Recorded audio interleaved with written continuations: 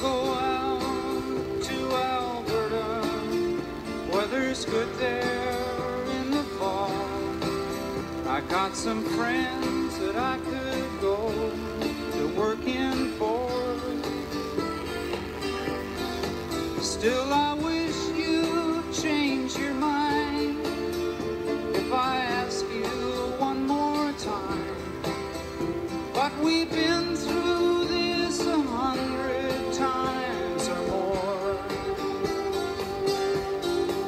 For strong winds that blow lonely, 7 seas that run high, all those things that don't change, come what may.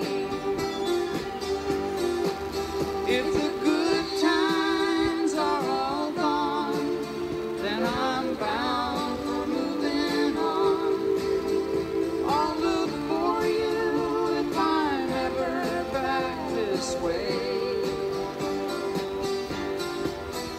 If I get there before the snow flies and things are looking good, you could meet me if I send you down the fair. But by then it would be winter, not too much for you to do. And those winds sure can blow cold way out there. Or strong winds that blow lonely, 7 seas that run high, all those things that don't change, come what may. The good times are all gone, so I'm bound for moving on. I'll look for you if I'm ever back this way.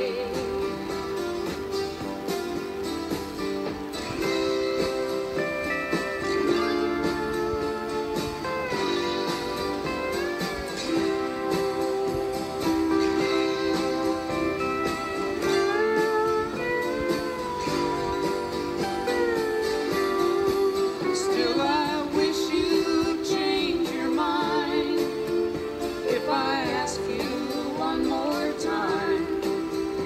But we've been through that 100 times or more.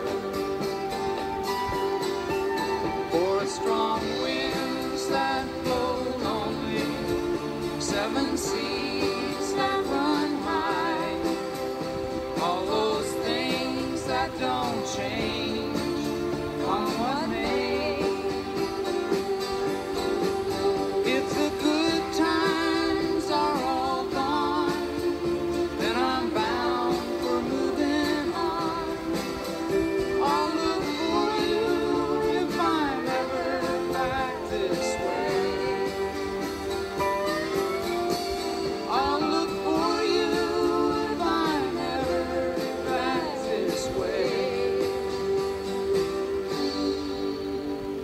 Juan Balita mula sa Republika ni Juan. Narito na ang mga balitang makabuluhan at mahalaga. Juan Balita. Juan Balita.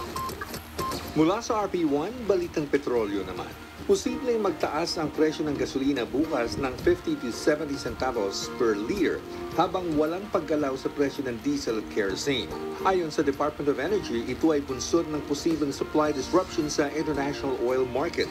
Nakakaapekto daw ang pahayag ng G7 na nagsasabing higpitan nila ang oil price cap sa Russia para mapresyo itong makipag-usap sa kasunduang pangkapayapaan sa Ukraine. Para sa iba pang detalye, tumutok sa RP1 738 kHz. Ayon sa COMELEC ay 95% complete na raw ang kanilang paghahanda para sa May 2025 national and local elections. Sabi ni Chairperson George Erwin Garcia, on time daw ang COMELEC sa iba't ibang aspeto ng kanilang paghahanda. Noong linggo, meron ng 45 million sa 72 million official ballots ang na-print na. Sabi pa ng COMELEC, matatapos ang printing sa March 19, susundan ito ng verification sa April 10 at 20. Nagawan daw nila ng paraan para makahabol sa ballot printing. Ako si June Santana para sa One Balita. One Balita. Sa 87.5. Ang boses ng mamamayang Pilipino. Siyempre ako. Republika ni Juan. Sa 87.5. Pinalakas sa ilalim ng pamamahala ni Pangulong Ferdinand R. Marcos Jr. ang Basing Support System Project sa West Philippine Sea. Sa bagong Pilipinas, kinumpleto na ang konstruksyon ng hangar at watchtower sa Pag-asa Island, simbolo ng aktibong presensya ng Pilipinas sa West Philippine Sea. We are on the front line of international efforts to preserve, defend, and uphold the rules-based international order. Dekada man ang hinintay. Sa panahon ni Pangulong Ferdinand R. Marcos Jr., tuloy na ang Cebu Bus Rapid Transit System na siyang kauna-unahan sa Pilipinas. It involved a great deal of very meticulous planning to get it absolutely correct, and I think that they have done a good job, and that is why we are here today. Inaasahang nasa 100 at 60,000 pasahero ang maseserbisyohan oras sa matapos sumuo ang proyekto. Sa bagong Pilipinas, ang biyahe ng bawat Pilipino ay mabilis, maginhawa at ligtas. Patuloy ang paggabay ng DOST sa mga imbensyon para sa magsasakang Pilipino. Ang Palatak Palay Seeder ay malaking tulong sa produktibong pagsasaka, madali at matipid gamitin. Ito ay isang hakbang sa pagpapaigting ng food security sa bansa. Ang DOST katuwang sa pagsulong ng Pilipinas. Kalusugan ang pinakamahalagang yaman at ano pa man ang estado sa lipunan, bawat isa pangangalagaan, walang maiiwan dahil sa bagong Pilipinas, bawat buhay mahalaga. Bukod sa pagpapaunlad at pagpapalakas ng healthcare system ng bansa, ipinagmamalaki rin ang kagawaran ng pagkilala sa Pilipinas sa buong mundo sa kontribusyon nito sa pandaigdigang kalusugan. Ang kalusugan ay hindi lamang isang serbisyo, ito ay isang karapatan ng bawat Pilipino, bawat komunidad at bawat health worker sa mas ligtas, mas masaya at mas malusog na buhay. Ang bagong Pilipinas ay mas konektado at produktibo sa tulong ng mga kalsadang patuloy na pinatitibay at pinapaganda ng Subic Bay Metropolitan Authority. Remember, magkakaroon ng project ang Pangulo ng bridge to link Cavite, Batangas, Cavite, Bataan, Subic.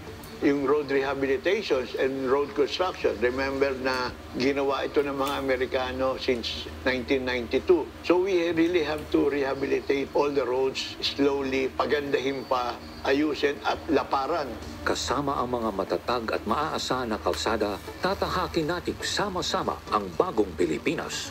Sa pamahalaang Marcos, ang bagong Pilipinas nakikita na sa nagbabagong Pilipinas. Patuloy ang trabaho, patuloy ang pagbabago.